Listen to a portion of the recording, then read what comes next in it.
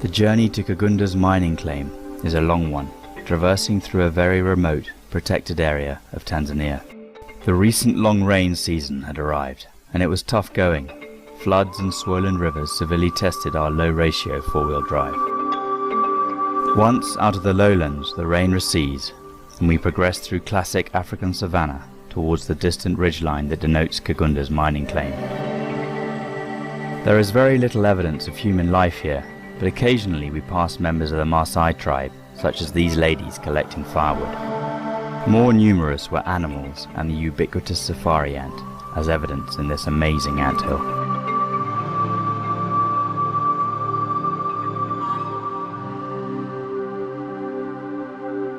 The journey progresses along thin tracks, and eventually ahead, the ridgeline we are aiming for appears above the thick thorn brush, visible here. The skies look threatening with rain. Rainstorms are swift and intense here in Africa. As we approach the ridgeline, the thorn brush becomes steadily thicker, until eventually we break through into a clearing where Kagunda's mining camp lies. Here Kagunda waits for us under a tree surrounded by his goats, which provide milk and meat for him and his fellow miners here in this remote area.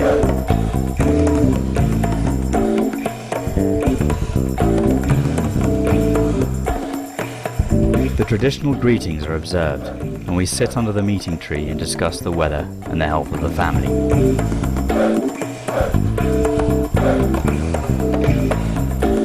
Kagunda has built a small house here for shelter, but for hundreds of miles in every direction there is no evidence of civilization or even another human being. Kagunda and his fellow miners are Maasai and still adopt their traditional way of life. Their goats and cows are their source of sustenance and wealth.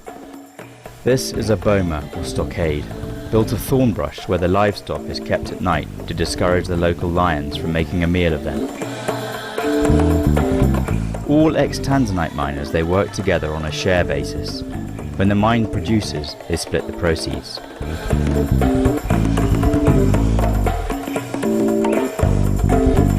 Once the traditional greetings have been observed, Kagunda leads us up the ridgeline to where he has sunk his first exploratory shaft. Here you can see the pile of rock and overburden which has been removed from this tunnel. All this rock has been removed by hand.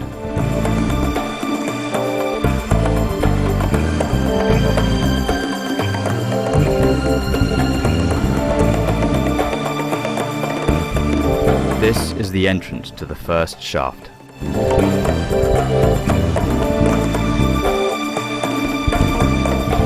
The miners don helmets and flashlights and prepare the air hose which delivers clean air down the shaft.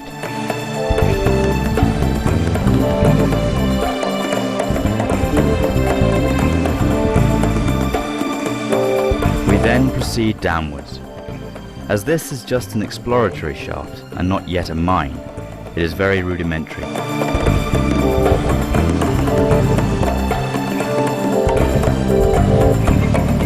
After about 100 meters, we approach the mining face, where the miners have discovered the first evidence of Tsavorite mineralization.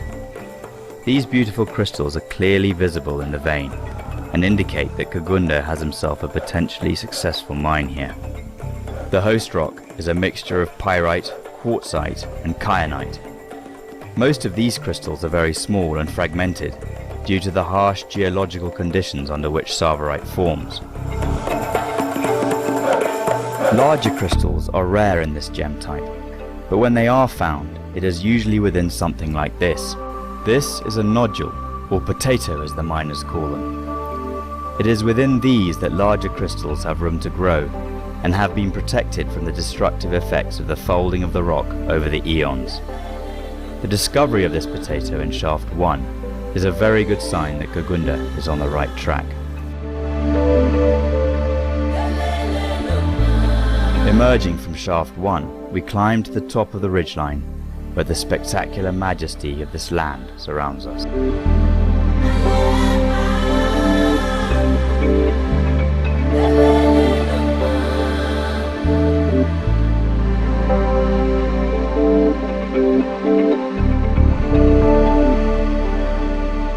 Exploratory Shaft 2 lies on the other side of the ridge, and we climb down to its rather precarious position, about halfway down. Once again, the miners prepare the air hoses, and we enter the shaft. It winds its way down to over 150 meters below the Earth's surface. Again, a very rudimentary tunnel, which requires a certain stamina to traverse.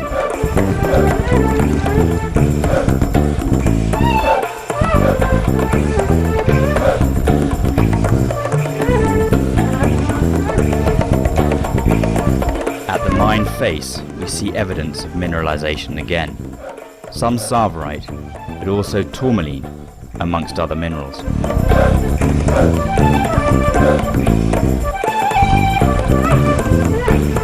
This piece shows excellent Tsavorite mineralization.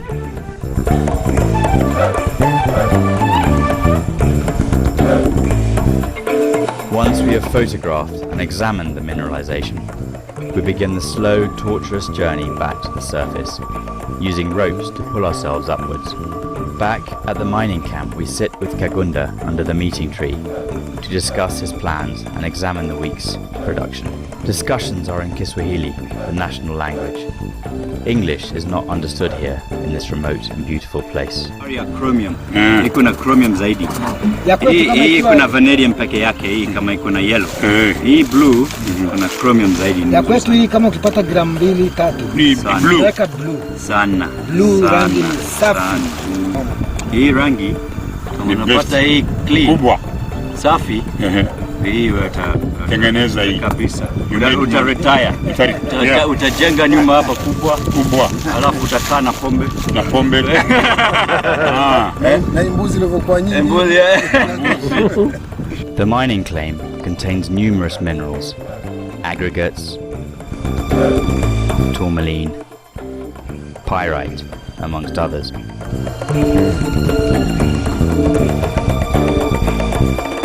But Kagunda is only interested in one type, Tsavorite.